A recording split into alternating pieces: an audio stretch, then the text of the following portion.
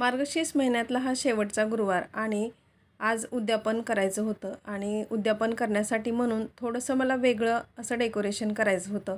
नेहमीपेक्षा थोडंसं वेगळं म्हणून मी ते अशा पद्धतीनं डेकोरेशन केलेलं आहे.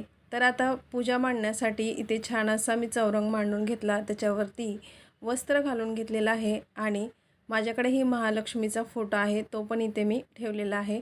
आणि नंतर कलश स्थापना करण्यासाठी तांदूळ, त्याच्यामध्ये थोडंसं खोबऱ्याचा तुकडा आणि नंतर खारीक आणि रुपया घालून मस्त असा इथे मी कलश स्थापना करत आहे. तर या कलशामध्ये पण आपल्याला दूर्वा, तुळशीची पाने आणि याच्यामध्ये पण आपल्याला 1 रुपया टाकायचा आहे आणि नंतर त्या कलशामध्ये 5 प्रकारच्या पालव्या किंवा फांद्या आपल्याला ठेवून द्यायच्या आहेत आणि अशा पद्धतीने नारळ ठेवून कलशावरती स्वस्तिक घालून छान आपल्याला कलश स्थापना करायची आहे. तर साधी सोपी पूजा म्हणाल तर तुम्ही अशीही पूजा केली तरी चालेल, परंतु तुमच्याकडे जर मुखवटा असेल तर अशा पद्धतीने मुखवटा लावून पूजा केली ना तीसुद्धा खूप छान दिसते. तर इथे मी मुखवटा पण छान बसवून घेतलेला आहे आणि आता वस्त्र घालून घेत आहे. हा माझा मुखवटा ना प्लॅस्टिकचा मुखवटा नाही, तर आपण महालक्ष्मी गौरी गणपतीच्या वेळेस कशा गौराई बसवतो ना तशाच सेम पद्धतीचा मी इथे हा मुखवटा घेतलेला आहे आणि हा मुखवटा ना मला खूप जास्त आवडतो. नंतर इथे आपल्याला 5 फळं ठेवून घ्यायचे आहेत. पानसुपारी ठेवून घेतली. माझ्याकडे चांदीचा गणपतीचा आणि महालक्ष्मीचा असा सिक्का होता, तो पण इथे मी ठेवून घेतलेला आहे. आणि नंतर आपल्याला पूजा करत असताना गणपतीची सुद्धा पूजा करायची असते, म्हणून इथे मी गणपती ठेवून घेतला आणि मस्त दुर्वा आणि जास्वंदीची फुले गणपतीला पण मी वाहून घेतलेली आहेत. अशी पूर्ण छान अशी पूजा झाली ना की मनाला सुद्धा एकदम प्रसन्न असं वाटतं आणि आपण दिवसभर उपवास जरी केलेला असेल ना तरी आपल्याला थकवा येत नाही, कारण आपलं मन ना ह्या पूजेमध्ये खूप छान असं रमलेलं असतं. आणि मला अशा सर्व पूजा मार्गशीर्ष महिन्यातल्या, श्रावण महिन्यातल्या सर्व पूजा करायला ना खूप जास्त आवडतं. आता इथे मी माझ्याकडे जेवढी फळे होती ना तेवढी फळे ठेवून घेतलेली आहेत. नंतर महालक्ष्मीला हळदी कुंकू लावून घेतलं आणि फुलं पण वाहून घेतलेली आहेत. आता बऱ्याचशा जणांच्या वेगवेगळ्या पूजा करण्याच्या पद्धतीसुद्धा असतील बरं का, परंतु मला जसं जसं सुचत गेलं तसं तसं मी आजची पूजा केलेली आहे आणि उद्यापन एकदम छान पद्धतीने करण्याचा प्रयत्न केलेला आहे.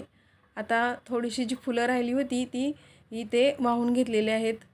नंतर इथे मुखवट्याला छान असा गजरा लावून घेतला आणि हा मुखवटा इतका सुंदर दिसत होता, पाहून ना मन एकदम तृप्त असं होत होतं. आता थोडंसं आणखीन डेकोरेशन म्हणून अशा पद्धतीने मी काहीसं डेकोरेशन केलं. नंतर छान अशी रांगोळी काढून घेतली आणि मुलांनासुद्धा ना माझी ही पूजा खूप जास्त आवडली आणि आलेल्या हळदी कुंकाला सर्व महिलासुद्धा म्हटल्या की पूजा खूप छान अशी केलेली आहे. तर वेळ थोडासा जास्त जातो, परंतु अशा पद्धतीने थोडीशी आपण सुद्धा पूजा केली ना तर मनाला एकदम छान प्रसन्न असं वाटतं. छान अशी रांगोळी काढून घेतली आणि नंतर मी इथे दारातसुद्धा छान रांगोळी काढून घेतलेली आहे. हळदीचं लेपन उंबरट्यावरती केलेलं आहे. आता हे हळदीचं लेपन आहे ना ते मी पहिल्यांदाच केलेलं आहे. हे यूट्यूबवर पाहूनच मी असं हळदीचं लेपन केलं, छान रांगोळी काढली आणि इथे सुद्धा दिवा आणि उदबत्ती लावून घेतलेली आहे. नंतर सायंकाळच्या वेळी मी छान अशी इथे कहाणी वाचून घेतली, आरती केली आणि एकदम छान प्रसन्न असं वाटत होतं.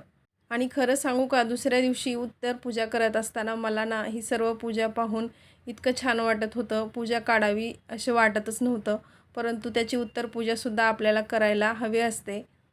तर अशा पद्धतीने छान मी पूजा इथे करून घेतलेली आहे. तुम्ही पाहू शकता, दिसायला एकदम सुंदर ही पूजा दिसत आहे. आता इथे पूजा तर झाली. हळदी कुंकासाठी मला महिलांना बोलवायचं होतं, म्हणून म्हटलं चला आज मसाला दूध बनवूया. त्याच्यासाठी ते मी बदाम भिजत घातले होते.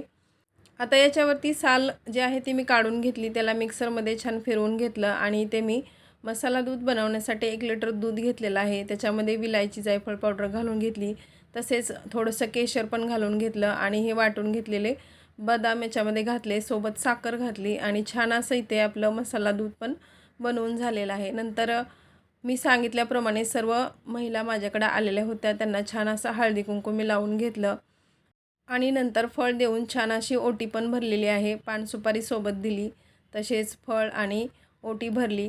तर एवढं जरी केलं ना तरी मनाला एकदम छान असं वाटतं. आपण काहीतरी देवाचं करत गेलो ना तर आपल्या मनालासुद्धा समाधान वाटतं आणि आपला दिवस कसा गेला तो सुद्धा कळत नाही.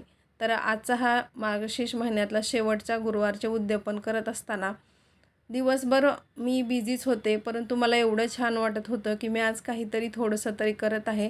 त्याचं मला खूप समाधान वाटत होतं. आता याच्यामध्ये मी माझ्या बऱ्याचशा मैत्रिणींना बोलवलं होतं, परंतु काही जणींना घाई होती त्याच्यामुळे मी शूट काही घेऊ शकले नाही आणि काही जणींना ना व्हिडिओमध्ये यायला आवडत नव्हतं. त्याच्यामुळे मी विचारूनच माझ्या मैत्रिणींना व्हिडिओमध्ये घेतलं आणि त्यांना हळदी-कुंकू लावून छान फळ देऊन ओटी भरली आणि सर्वांना मसाला दूध पण दिलं. तर सर्वांना दूध पण खूप आवडलं. तर मैत्रिणींनो, उद्यापन छोटं असू देत किंवा मोठं असू देत, आपण ते मनापासून केलं ना तर आपल्याला देवी नक्कीच प्रसन्न होते. आणि अशा पद्धतीने माझं हे छोटंसं उद्यापन इथे पूर्ण झालेलं आहे. माझ्या वयाच्या 12व्या वर्षीपासून मी मार्गशीर्ष महिन्यातले गुरुवार आणि श्रावण महिन्यातले सोमवार करते आणि त्याच्यामध्ये 1 वर्षही खाडा झालेला नाही. आणि त्यामुळे हे सर्व मनापासून केल्यामुळे ना मला खूप छान वाटतं आणि ऐकणाऱ्या माझ्या सर्व मैत्रिणीसुद्धा म्हणतात, की तुम्ही एवढ्या लहान असतानापासून हे गुरुवार करता. त्यांनासुद्धा आश्चर्य वाटतं, परंतु मला ते एकदम छान वाटतं. आता माझ्या घरचा हळदी-कुंकू झाल्यानंतर मी माझ्या बाकीच्या मैत्रिणींकडे पण हळदी-कुंकाला गेले होते. एका ठिकाणी गेले, तिथला मी व्हिडिओ अशा पद्धतीने शूट केला आहे. तर माझं हे मार्गशीर्ष महिन्यातलं छोटंसं उद्यापन तुम्हाला कसं वाटलं ते कमेंट करून सांगा. चॅनलवरती नवीन असाल तर सबस्क्राईब करायला विसरू नका आणि व्हिडिओ थोडा जरी आवडला असेल तर एक लाईक नक्की करा. चला परत भेटूया. तोपर्यंत बाय.